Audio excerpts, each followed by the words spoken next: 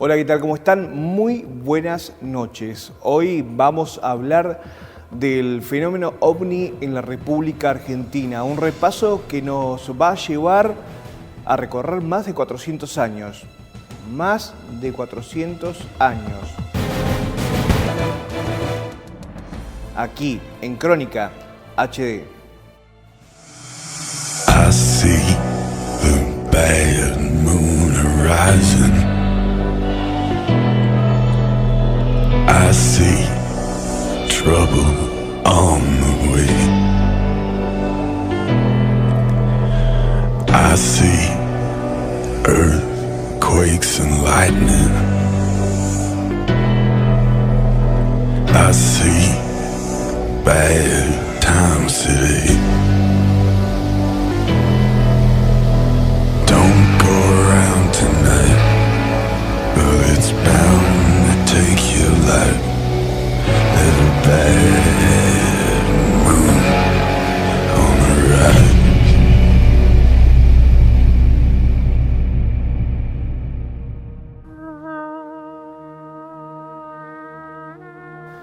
La línea de tiempo nos lleva al año 1600. Ahí los jesuitas fueron quienes dejaron escritos los primeros registros de objetos voladores no identificados.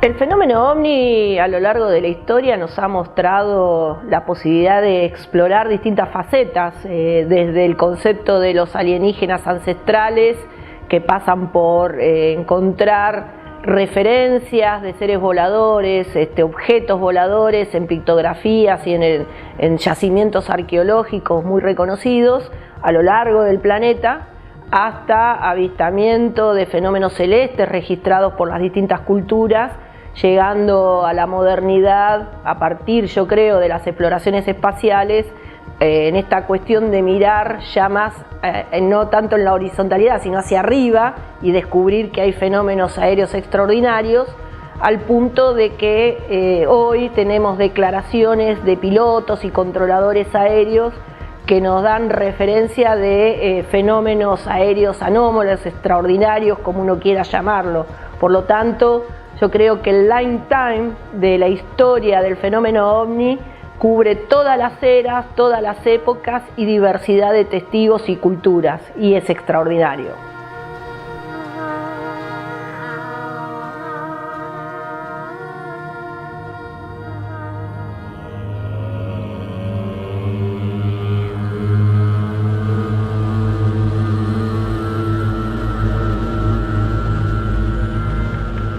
El fenómeno OVNI en nuestro país y en nuestra región tiene registros que son realmente antiguos.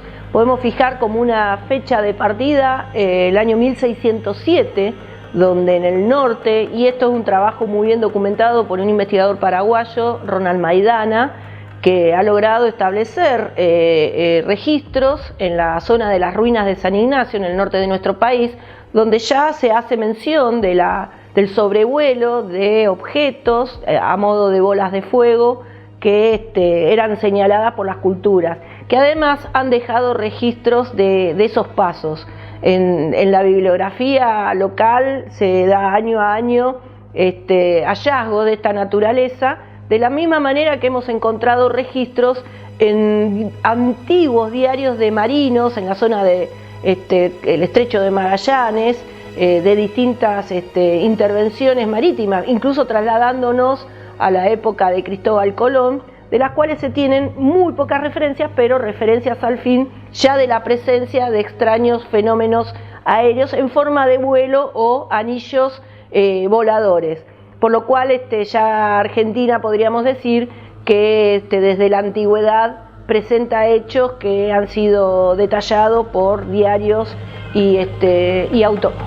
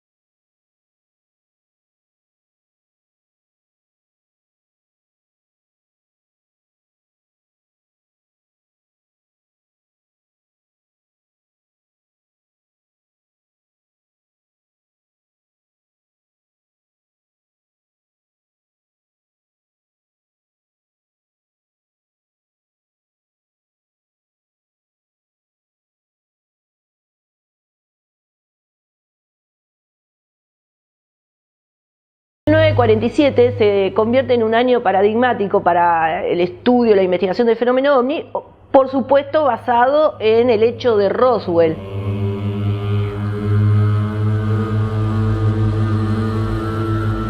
En el cual el 3 de julio de 1947 es conocidísima la caída de un objeto en la localidad de Roswell, que ha generado diversidad de comentarios e investigaciones, y nuestro país no quedó exento quizá a esa influencia.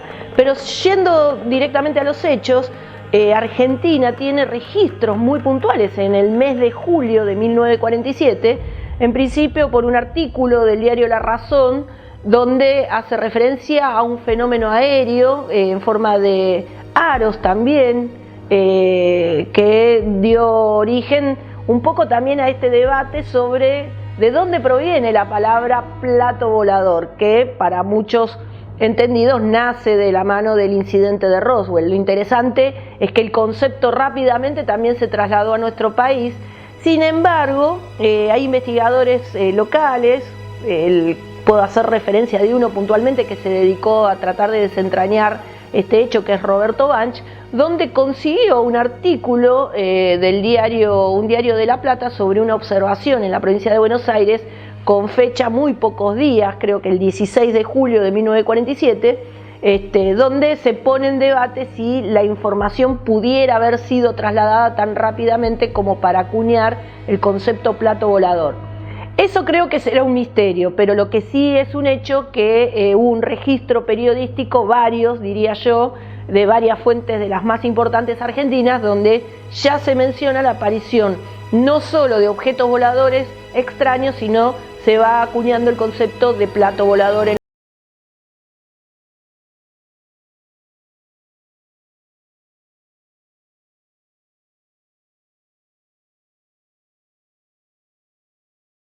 Antes y un después del fenómeno OVNI aquí en la República Argentina. Me refiero al avistamiento de Fabio Serpa en la década del 60.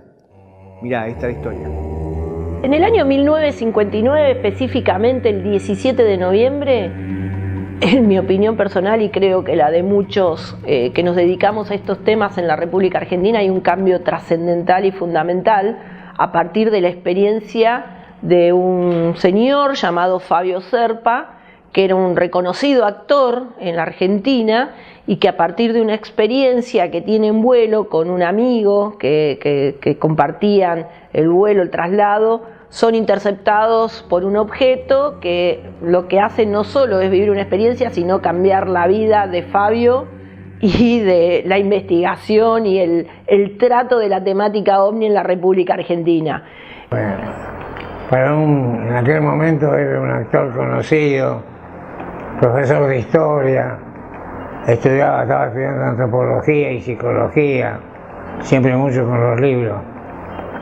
Como una vez me dijo Beto de Llanora, mi gran amigo, digo, vos siempre estás con un libro debajo del brazo.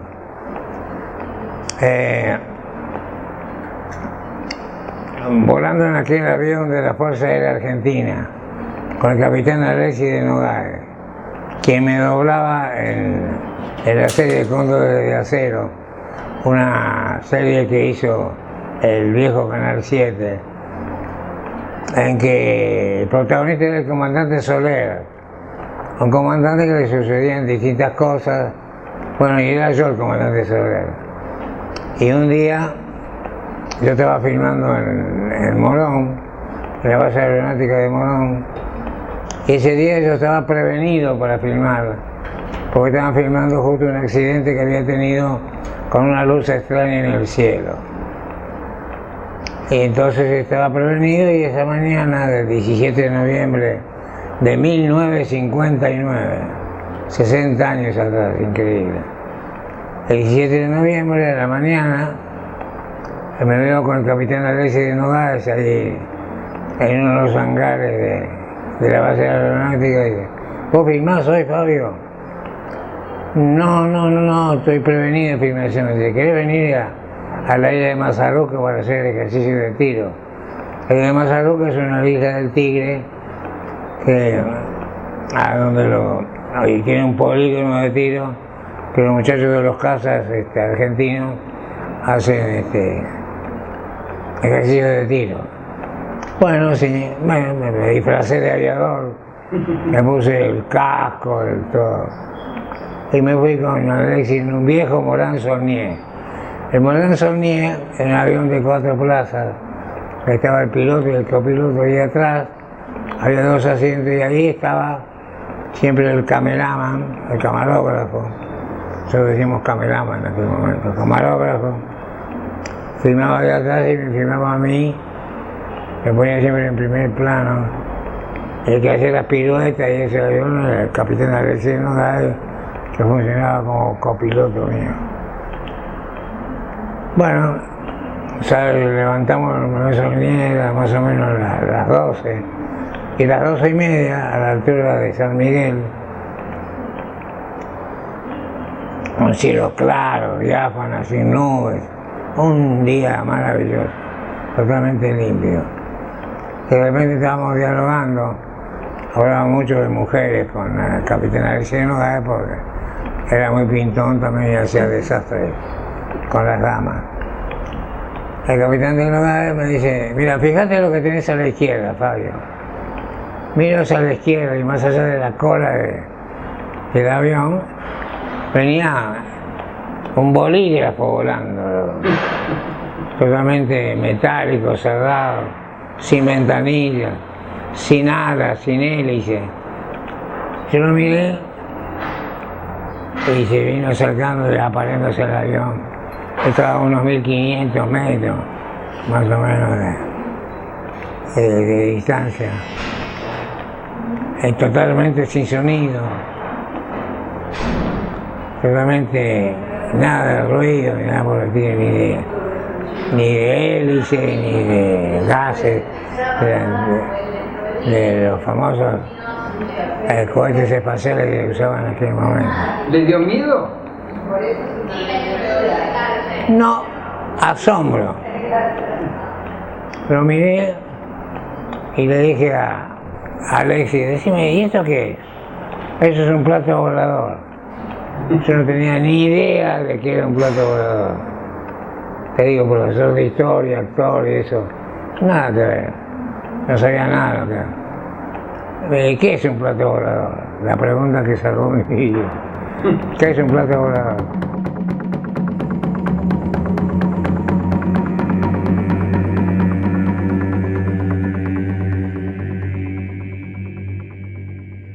El 3 de julio de 1960 sucede un hecho, o todos tomamos conocimiento de un hecho fundamental, que es una foto, y empieza a tener no solo el caso una relevancia que excede nuestras fronteras, sino el concepto del valor testimonial y probatorio de la fotografía.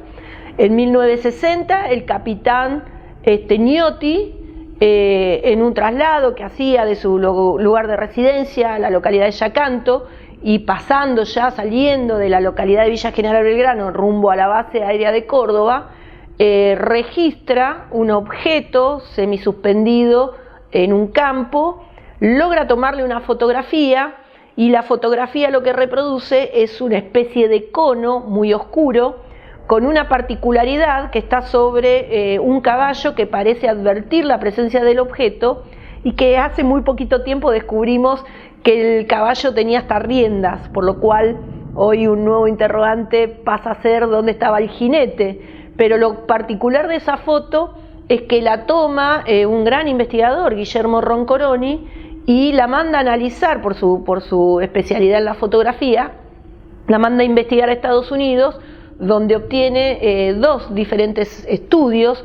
En el primer estudio definen de que lo que presenciaba la fotografía era un líquido producto del revelado y posteriormente hay una redefinición del análisis donde se establece de que no había ningún elemento que pudiera justificar lo que allí salía. Lo cierto es que esa foto además fue investigada por una división de la Fuerza Aérea que determinó que la fotografía era real y que realmente tenía un objeto de características extraordinarias, y posteriormente esa foto Gnotti en persona se la entrega con una dedicatoria a lo que se conoció como el padre de la ufología, el astrofísico Joseph Hynek, que después hizo diferentes análisis que la dejaron como una de las evidencias más importantes en la historia de las fotografías del fenómeno ovni. Eso es una referencia también que es digna de marcar porque marcó una época en la investigación desde la fotografía en el fenómeno ovni.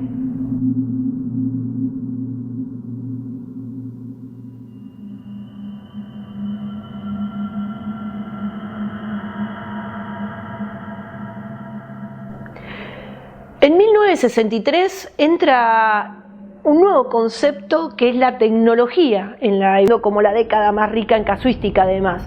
Así que también es de referencia marcar este hecho como un hito en nuestro marco de investigación del fenómeno ovni en la Argentina, porque entra en juego no solo una organización oficial como la Armada Argentina, sino además tecnología.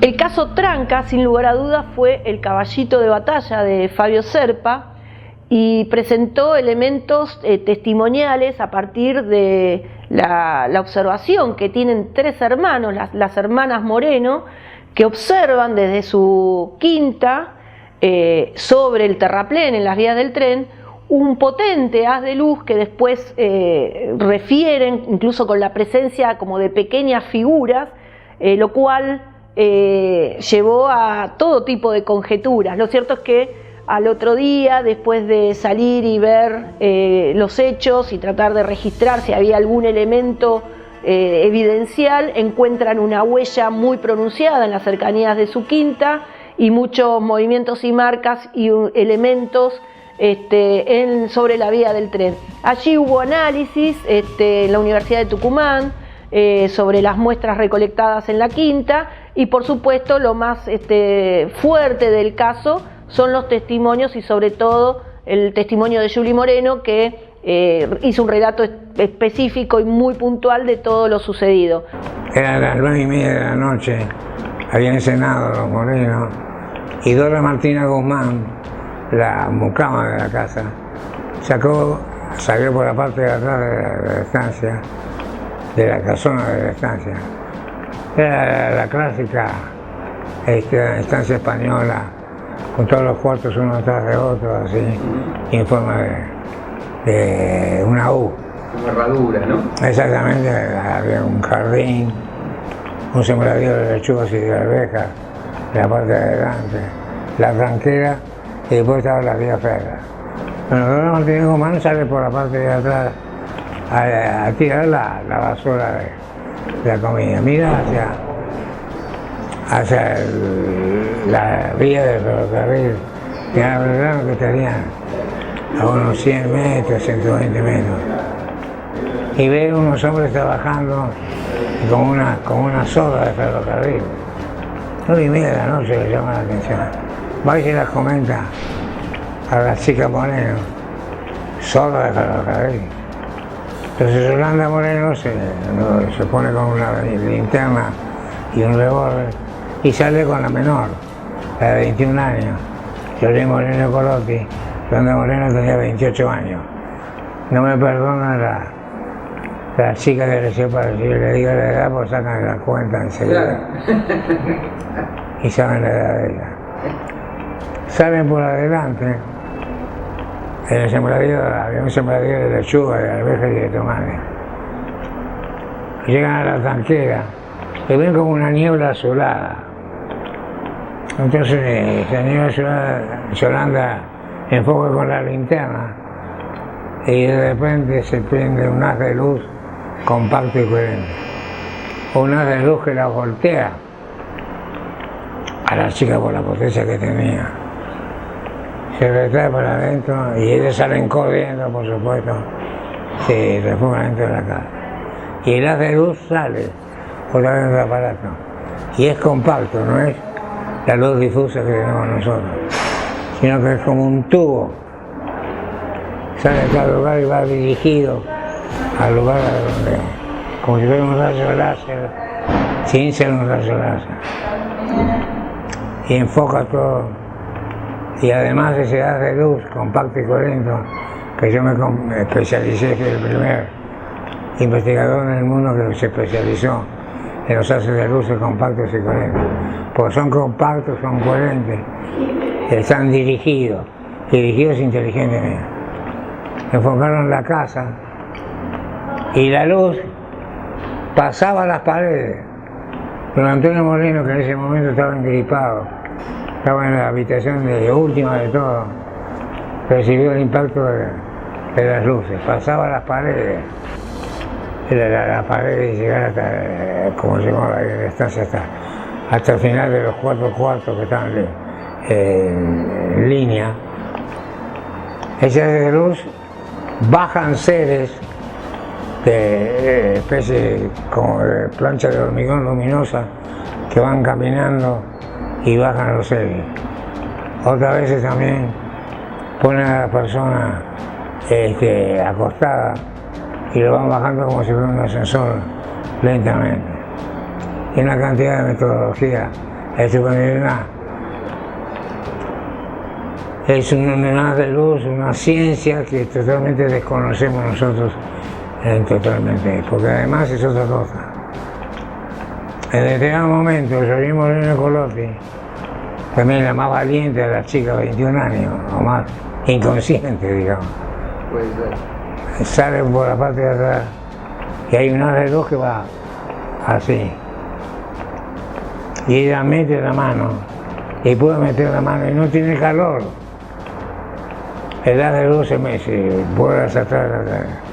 Y cuando la enfoca bien a Joliet, la voltea como si fuera la trompada de un boxeador. O sea que prácticamente podemos decir que ese haz de luz funcionaba como transporte de ellos, pero además como un tipo de arma, como un tipo de forma defensiva de parte de ellos, ¿no? No creo. ¿No? No. Sí, como paralizador, como digo.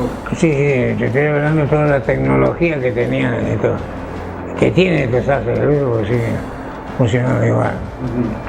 Bueno, después de 45 minutos, la nave que vimos, la nave más grande que era, que estaba en el sembradío de las yucas y de la oveja, se empieza a levantar lentamente, en total silencio, y salen otras 6 naves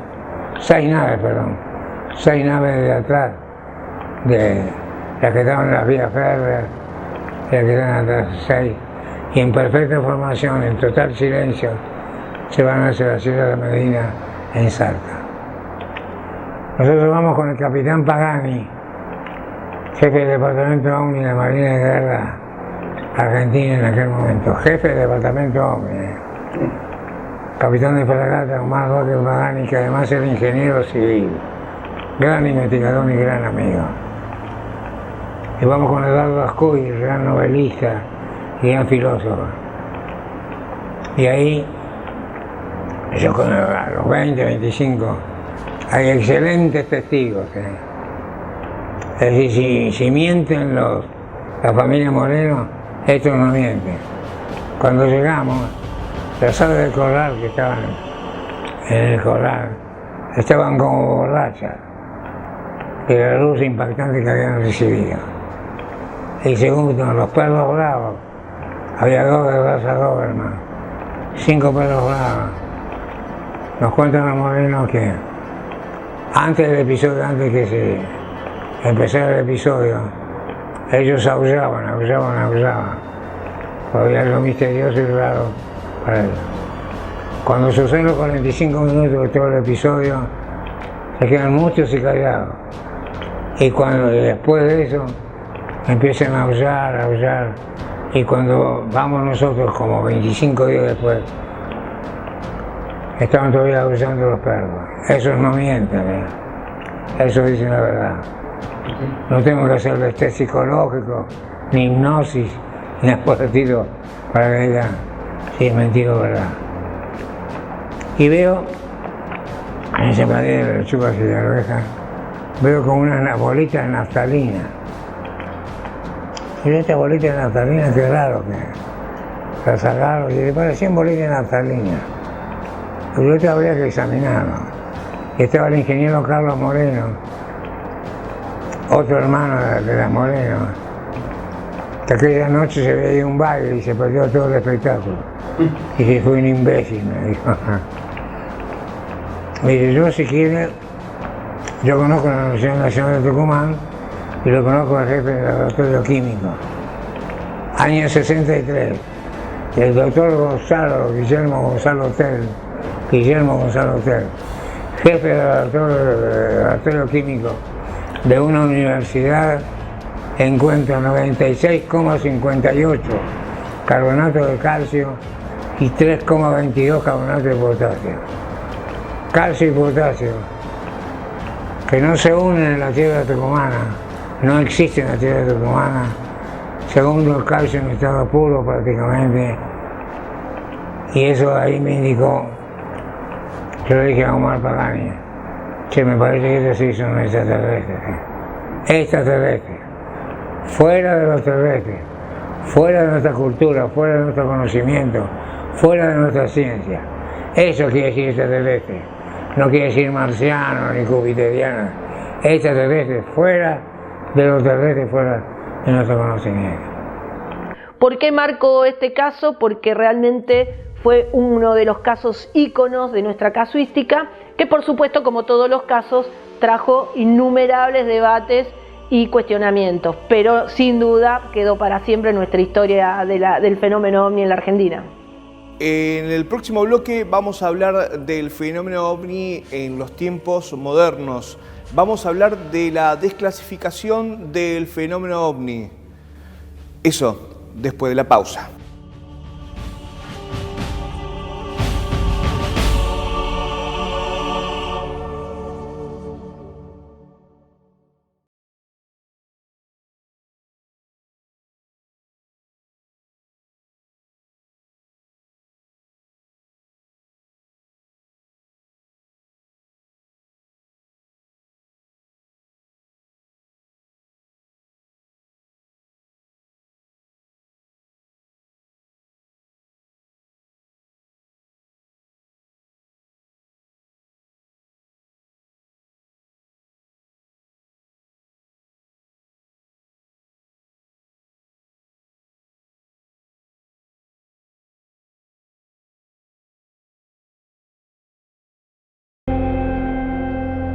El 3 de julio de 1965 se produce quizá el hecho más trascendente a nivel institucional en la isla de Decepción, en la Antártida.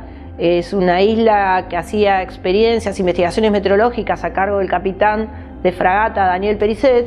Tiene no solo la intercepción de un objeto que además afecta los funcionamientos de los equipos de medición, sino que es fotografiado, fotografía que nunca se pudo observar. Lo cierto que no solo apareció en la isla de Decepción, sino que fue comprobado y en múltiples presencias posteriormente al 3 de julio en la base inglesa y en la base chilena, lo cual hay un excelente registro a partir de la recuperación que hizo el caso del investigador Rubén Morales.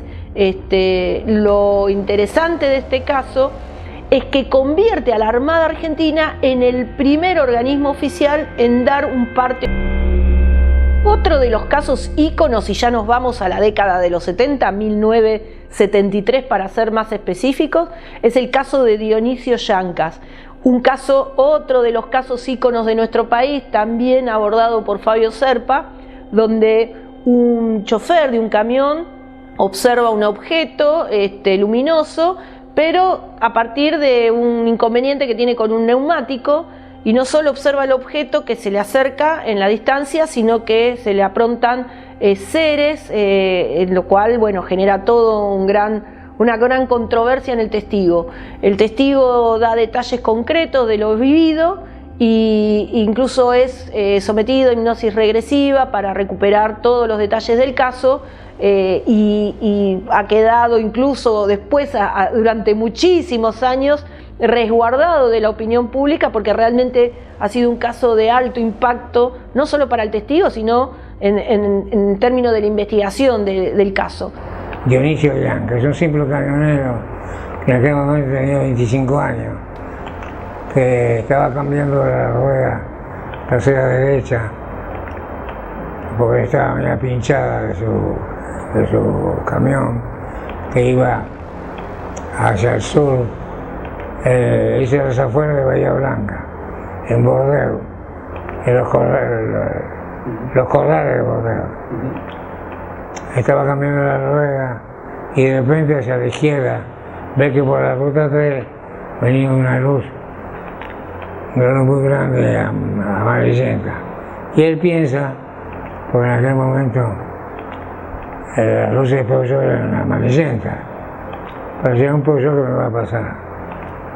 De repente el Peugeot salió de la carretera y se puso arriba de él, y iluminó todo como si fuera todo de día. Peugeot volador. Así. Entonces se iluminó todo y él lo agarra de la camilla, se levanta y hay dos varones y una mujer, eran 3 tripulantes de la nave, ya lo podemos decir, pues ya los 3 tripulantes de la nave, en que la comandante era ella, y uno de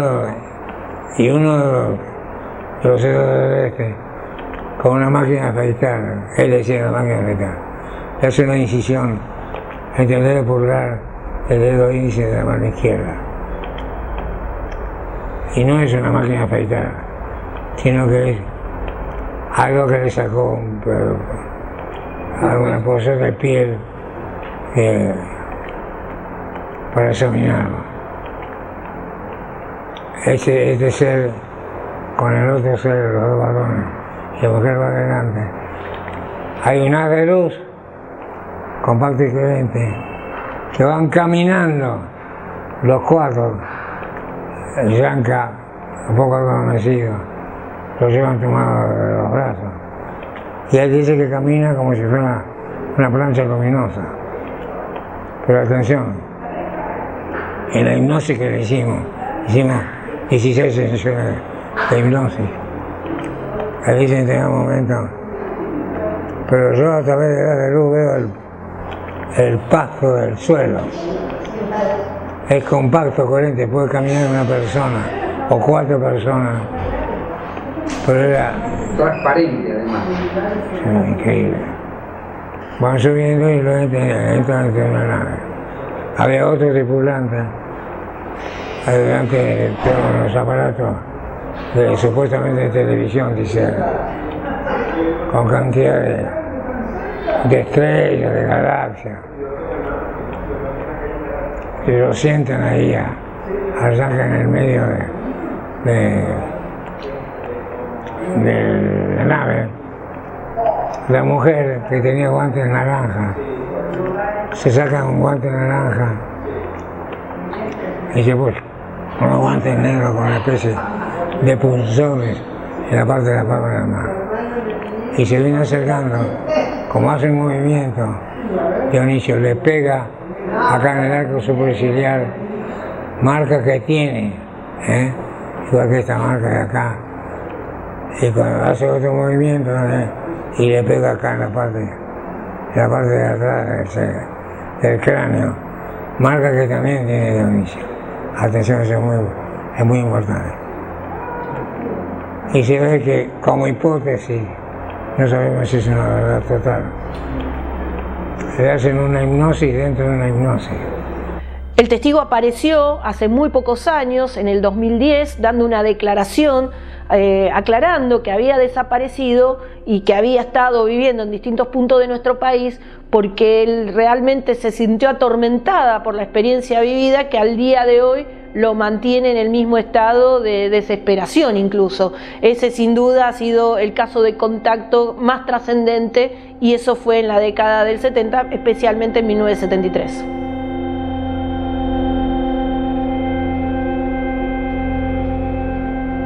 La década del 70 se convierte también en trascendente en la casuística de la Argentina. El 25 de septiembre de 1978, un hecho extraordinariamente increíble porque merece todos los calificativos, fue sin duda el caso de los pilotos chilenos del rally de la Vuelta de la América del Sur, donde haciendo una parte de la travesía y rumbo a Carmen de Patagones, es perseguido, si se permite el término, por una luz que más tarde los invade en el cubículo del auto. Ellos pierden como el conocimiento y aparecen en una especie de pasillo con una cinta transportadora donde varios seres se le atraviesan por delante y por detrás, llegando posteriormente a ver una gran pantalla. El caso fue extraordinario porque ellos aparecen nuevamente dentro del vehículo y cuando inician la marcha llegan a los pocos minutos, a pocos kilómetros diría,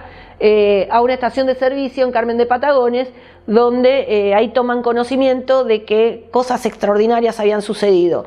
Habían avanzado muchos kilómetros en poco tiempo, cuentan y recuerdan lo que les había pasado, no habían consumido el combustible y ahí toman conocimiento y que todos los demás autos llegaron por detrás de ellos cuando ellos estaban por detrás de los demás autos.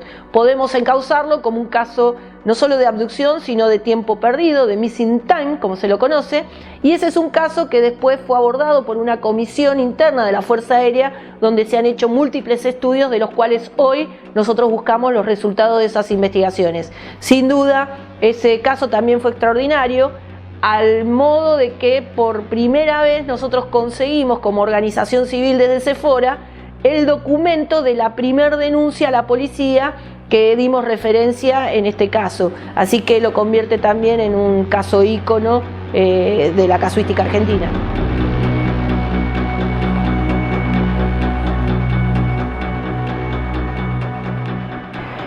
El 4 de febrero de 1978 se produce otro caso ícono de la Argentina, esta vez en la provincia de San Luis, bien en el centro del país, donde tiene intervención 5 pescadores y es conocido como el caso El Dique La Florida. El caso, como todos los casos, siempre tienen dos miradas, pero el hecho trascendente es la declaración de los testigos, donde no solo observan bajar una luz cerca de un embarcadero del dique, sino que ven bajar de la luz un ser de gran altura que se acerca bajando la empinada de una especie de colina y que cuando está a unos pocos metros levanta una de sus manos como en señal de bonanza, de paz, para dar la media vuelta sobre su giro, sobre su propio cuerpo y regresar a la luz. El caso de que la Florida es sensacional. Sí, es sensacional. Cuéntemelo. Sí, cuéntemelo, que es de lo más lindo. 5 pescadores estaban en el dique de la Florida de la provincia de San Luis. Igual era hermoso. Igual era hermosísimo, sí. Estaban pescando y de repente a las 5 menos cuarto de la mañana se hace luz de día, giran la cabeza y ven como una nave viene descendiendo lentamente a 25 metros de ellos. Nosotros lo que vimos fue cuando el platillo chupa la luz, el platillo eleva y pasa por sobre nosotros solemnemente, muy despacio, sin ningún tipo de ruido. La panza del platillo es color plomizo. Al salir de la bahía toma velocidad hasta el centro del dique. En el centro del dique se estaciona, en el medio del dique.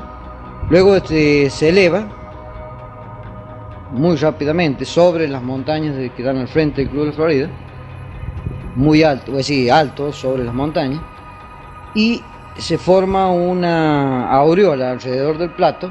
El plato queda en el medio, forma la aureola y se mete como en una alcancía. Desaparece el plato y queda la aureola. Después se dispersa la aureola. Ahora, ¿qué pasó? No sé. En ese momento había un señor encargado del Club de Florida, estaba en ese momento un señor Bustos, creo que era. Le pregunté al señor Bustos y me dijo que él no había visto nada, pero que había ocurrido algo insólito, que las ventanas y las puertas que estaban por colocarse en el, digamos, en el esqueleto que se había hecho del club, de una pared ya estaban con vidrio todo, es decir, un peso tremendo, habían volado hacia la otra pared, es decir, se rompieron todas. Ahí baja la nave totalmente luminosa con la forma clásica de los platos soperos invertidos unidos por los bordes. Se abre una escalerilla y sale un ser de 2,50 metros, los seres gigantescos, 2,50 metros, vestido con un mameluco gris plomo, muy lentamente, que deja las pisadas que las analizamos, porque había llovido esa noche y quedan las pisadas marcadas en el piso. Llega, yo no me importa de dónde viene este ser, pero me gustó mucho la actitud. Extiende las dos manos como diciendo, acá estamos, venimos en son de paz y queremos contactar con ustedes. Nos cerró el puño y la violencia y la agresión que tenemos nosotros. Artónico y todos los pescadores ven como él se sonríe, una muy linda sonrisa.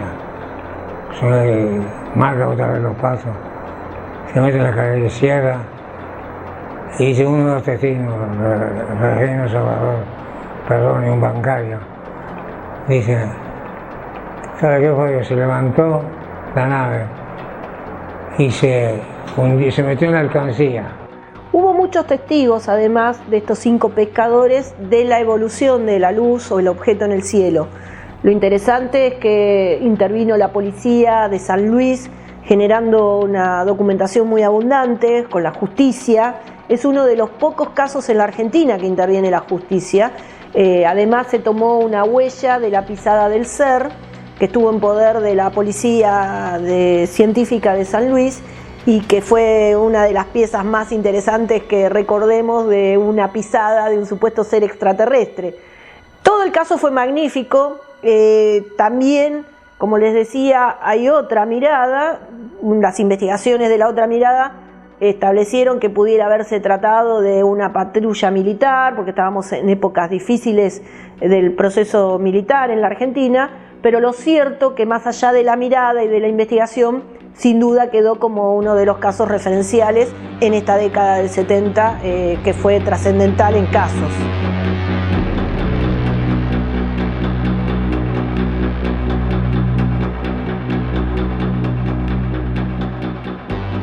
El año 1978, sin lugar a dudas, fue un año de casuística, de hechos contundentes, y en este caso vamos a uno de los hechos que más nos conmocionan a los investigadores, son las caídas de objetos. Esto fue el 6 de mayo de 1978, una caída que en principio se pensó que fue en territorio argentino, en el norte de nuestro país, más precisamente en la provincia de Salta. Sin embargo, cuando entra la investigación, donde participó en colaboración entre Argentina y Bolivia, por el lado argentino la Gendarmería y por el lado boliviano la Fuerza Aérea y la Policía Boliviana, de hecho se estableció que el objeto caído lo hizo en un lugar que se conoce como Cerro El Zaire, muy cerca de una gran ciudad de Bolivia que se llama Tarija, en donde además se halla una de las más importantes bases aéreas de Bolivia. Lo cierto es que el objeto fue visto en todo el territorio, no solo del norte, sino en especial en el norte de la provincia de Salta, y el estrellamiento produjo un derrumbe de la parte alta de la montaña. Con el tiempo, la explicación oficial atribuyó a que el objeto caído se trataba de un satélite que fue recuperado por militares bolivianos de la Fuerza Aérea, y que además brindaron la información de que fue asistido rápidamente por miembros de la Fuerza Aérea Americana que tomaron base en la base aérea de Tarija, de donde el objeto recuperado fue trasladado inmediatamente a Estados Unidos. Más allá de la explicación, que en mi criterio tuvo mucho que ver con la caída de un satélite, sin lugar a duda, en términos de las caídas de objetos del cielo, el caso del Cerro El Zaire terminó siendo contundente.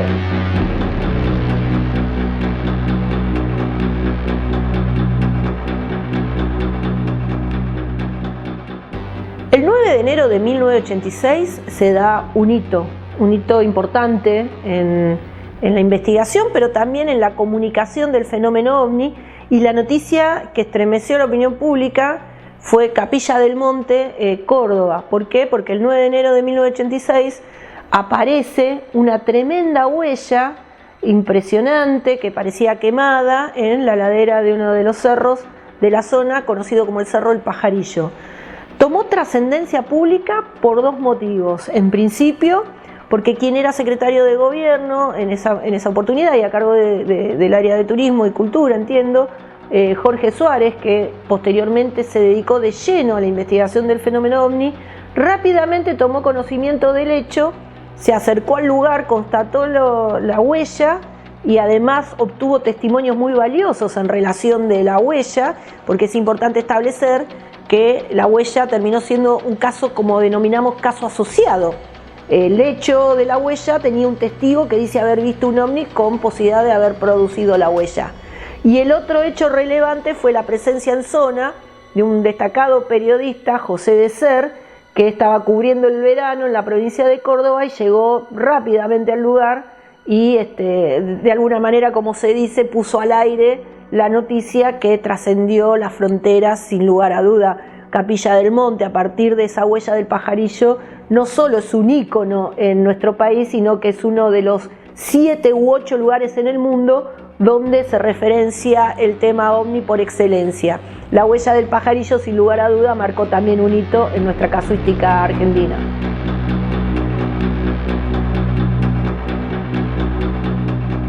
En 1991 es otro de los años íconos en la Argentina, con el nacimiento del caso Victoria, la provincia de Entre Ríos.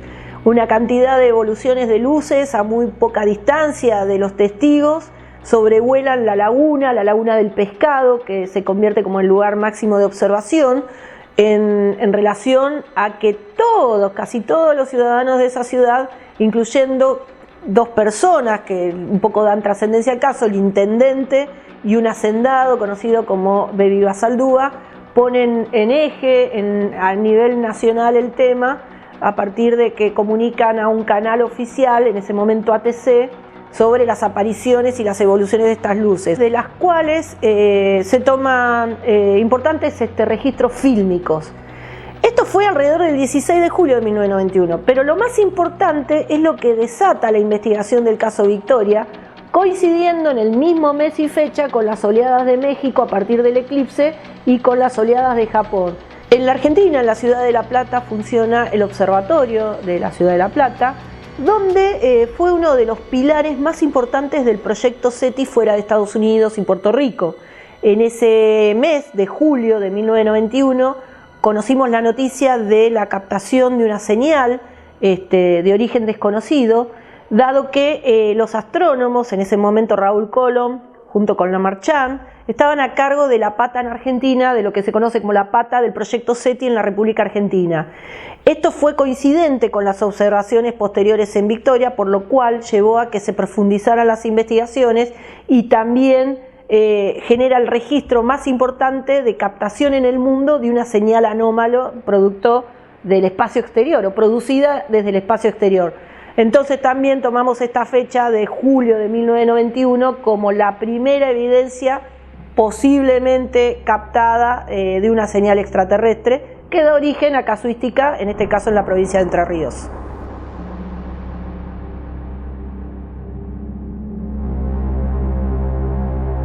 En el año 1995 nos ponemos en uno de los dos, sería uno de los dos años de gran oleada en la Argentina.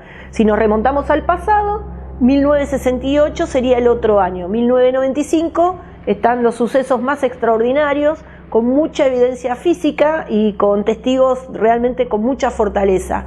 En este caso, el lugar es Bariloche, sin lugar a duda. El 31 de julio de 1995 nos trasladamos a la localidad de Bariloche, donde un avión de Aerolíneas Argentina, en operación de descenso y comandado por Jorge Polanco, en el momento que intenta hacer esa operación de aterrizaje, es interceptado por un objeto que hace que produzca una maniobra evasiva. Hubo otro testigo privilegiado que fue el avión de Gendarmería, comandado por Juan Domingo Gaitán y Rubén Sipusac, que vieron las evoluciones del ovni. Incluso es más, el ovni hizo una maniobra de ascenso pasando por delante prácticamente de su avión y posteriormente al aterrizar constataron que ellos no solo habían sido los testigos, sino que todo el personal de tierra, tanto controlador aéreo como el personal del servicio meteorológico, el personal de pista, fueron testigos también de los hechos. Hubo algunos sucesos importantes, como el corte de luz de la ciudad de Bariloche, que después fue comprobado que se produjo por un error humano, y el corte de abastecimiento del generador del aeropuerto, que hasta el día de hoy continúa sin respuesta. Hubo un gran investigador, Juan Pablo Gómez, que llevó adelante las mejores pericias que hizo, junto con Oscar Uriondo y Javier Estañaro, que mucho del material oficial de las actuaciones se recuperara, y quizá eso lo convierta en el caso más importante de la República Argentina y uno de los casos aéreos más importantes del mundo. Sin lugar a duda, y esto a términos personales, creo que el caso Bariloche o caso Polanco es el mejor caso registrado en nuestro país.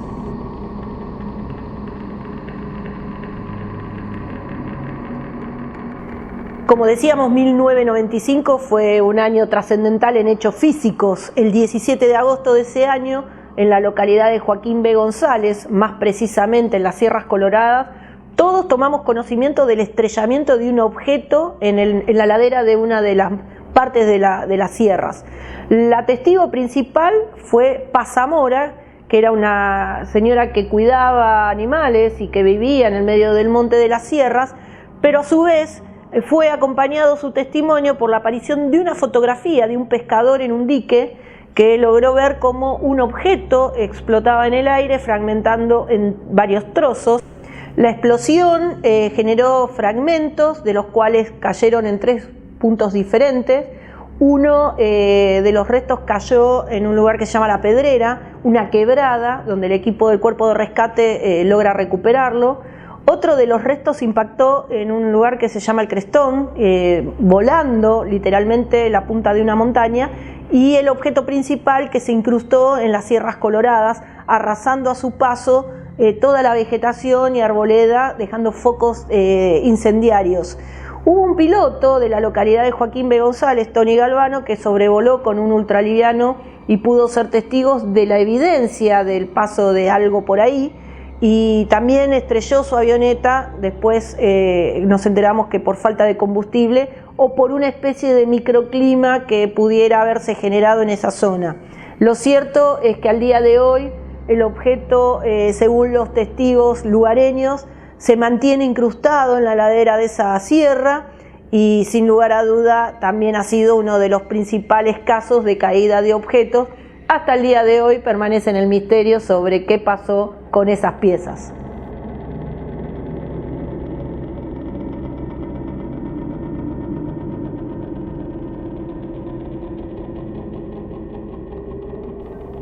En Argentina hace muchos años se vienen hablando de apariciones de seres extraños, de especies de mutaciones. Nuestro país es muy rico, sobre todo en las zonas del norte, en mitos y leyendas. Sin embargo, hay un año que marca definitivamente el cambio en el paradigma en afrontar estos temas. Ese año fue el año 2002, el mes julio. En el mes de julio del 2002, a partir del 3-4 de julio, el SENASA pone de manifiesto una investigación oficial que da lugar a hallar culpables sobre extrañas muertes en animales vacunos, caprinos, equinos, porcinos, que aparecían con extrañas marcas, con faltantes de órganos, y que habían generado realmente la conmoción en todos los sectores productivos. Sin embargo, el hecho empezó a aparecer en abril del 2002, donde distintos ganaderos encuentran muertos sus animales con extrañas heridas, y eso sin lugar a duda empezó a dar origen en la Argentina por primera vez de lo que se conoce a nivel internacional como la aparición del efecto chupacabra. El chupacabra tiene sus antecedentes en Puerto Rico. En nuestra región los hechos más importantes se sucedieron en el norte de Chile, en una localidad que se llama Calama, investigado por un gran investigador chileno que lo puso en escena, pero en Argentina no teníamos antecedentes de apariciones del chupacabra. Con las denuncias de las muertes extrañas con cortes contundentes, estamos hablando de animales que aparecen de gran porte y pequeños de granja, que aparecen desprovistos totalmente de sangre, con cortes extraordinarios en forma de herradura en la quijada, desaparición de órganos como los oculares, auditivos, la lengua, hasta los huesos hyoides. Sin lugar a duda, este hecho ha marcado también muchísimo la investigación de los hechos extraordinarios. ¿Es una investigación del campo del fenómeno OVNI? Es una pregunta que nos hacen recurrentemente y mi respuesta es sí, porque gran parte de esos casos están asociados a la observación de luces. Sin embargo, no es un fenómeno que se adentre del todo en la investigación y es bastante resistido por ser estar aparejado de alguna manera con los mitos y leyendas en nuestros territorios. Pero bueno, nosotros investigamos profundamente esos hechos porque lo investigamos desde el punto de vista de la aparición de luces que nos han llevado a primero ver estos objetos luminosos en los campos para después encontrar los animales muertos y mutilados y con estas extrañas heridas. Por lo tanto, es una investigación que merece ser afrontada multidisciplinariamente. En la Argentina se está tomando bastante en serio estas investigaciones por parte de universidades del campo de la patología animal y creo que hemos hecho grandes avances en los registros y estudios de estos casos. Es un tema que genera bastante preocupación por el impacto que tiene, pero que creo que las autoridades están dando pasos firmes para tratar de encontrar respuestas válidas a los hechos. Es evidente que nuestro país ha tenido innumerables acontecimientos que lo vamos a denominar de alta extrañeza. Por eso nosotros desde organizaciones civiles, tanto desde la investigación y hoy ya nucleados en una organización que pugna por conocer la información en poder de las autoridades, en esas investigaciones, en esos sucesos de esta recorrida que hemos hecho en el tiempo, creamos esta organización que se llama Sephora para poder acceder a esa documentación y finalmente poder tomar un criterio de las investigaciones y de los hechos ocurridos. Es muy importante para quienes investigamos, pero también para la sociedad, porque el pedido de desclasificación no es solamente conocer un dato duro sobre una investigación, es la posibilidad de tomar conocimiento de hechos extraordinarios que mucho pudieran aportarte a la ciencia y que además procede de investigaciones de objetos que han estado en nuestro espacio aéreo, que interfieren en las operaciones de tráfico aéreo y que han producido en distintos lugares de nuestro país, de nuestra región y definitivamente en el mundo, sucesos que se mantienen en el absoluto misterio. Por eso es importante que la información llegue al público en general, a los investigadores en especial, y hoy por suerte Argentina en particular tiene a su mano una herramienta trascendental para acceder a esa documentación, que es la Ley de Acceso a la Información Pública, que le permite al ciudadano común acceder a todo aquello que se geste desde el Estado nacional, provincial, municipal, en cualquiera de sus organizaciones. Así que nosotros estamos muy involucrados en lograr acceder a toda esa información de investigación. Hasta aquí el programa número 29 de Paranormal a través de Crónica HD. Nos vemos la semana próxima.